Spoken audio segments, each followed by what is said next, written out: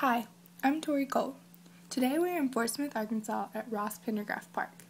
We are right beside the Arkansas-Oklahoma state line at the Bass Reeves statue.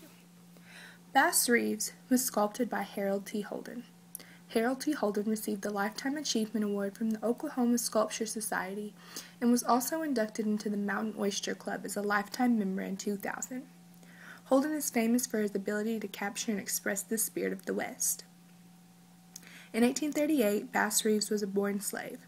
When the Civil War broke out, the son of Reeves' master took him to war until late one night Reeves escaped. Bass Reeves later went to live in Oklahoma, where he stayed with the Creek and Seminole Indians. Later, Reeves became the first black settler in Van Buren, Arkansas. In the beginning of his law days, Reeves worked under Sir Judge Isaac Parker, also known as the Hanging Judge.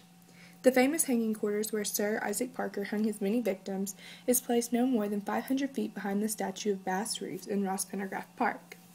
In 1875, Reeves was named the first black deputy marshal of West Mississippi.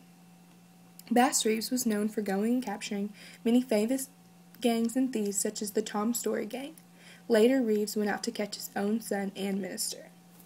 The statue can be said to have nationalistic value. The statue expresses the pride and accomplishments of the African American culture.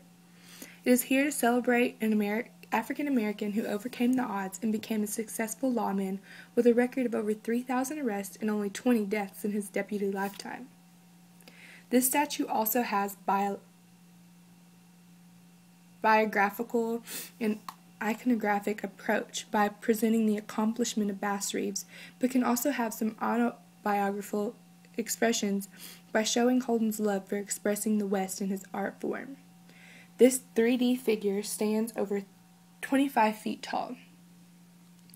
I believe that from the perspective of any onlooker, it can give an impression of empowerment because the statue stands so tall. Another stand can be that the height of the statue can show that Bass Reeves stood over 6 foot 2 inches tall.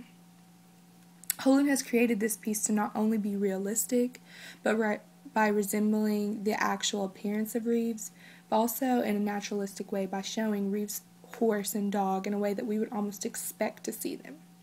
Although may some think that the horse may be somewhat idealized, but I believe it just gives more power to this piece. I also think that the choice of material has helped this piece along. I believe it has come from any historical time period. It would be the ancient classical Greek time period where sculptures were being made of bronze. It could also be from the Egyptian time period because that's where the Greeks kind of adapted their sculptures from and learned to carve stone from. I also believe that the richness of the bronze color helps to signify that Bass Reeves was a colored, empowering man. Bass Reeves Memorial is one of my favorite pieces because you can cross the Oklahoma state line. It's one of the first pieces that you see. Also, while you're in the park, you can see many other things, that were going on at that time, many other issues, the hanging quarters right behind there, it's pretty significant, and all the other things that were happening at this time. This is also one of my favorite pieces because it's here to promote leadership, and it shows how he overcame racial struggles at that time. I love how natural it is, and seeing him in his natural setting with his gun in his hand and his dog walking right beside him. Although I like this statue, former NBA player Kareem Abdul-Jabbar notes that Reeves is one of his favorite characters due to his repeated acts of honor and integrity. That is my art you can see in a day. Thank you.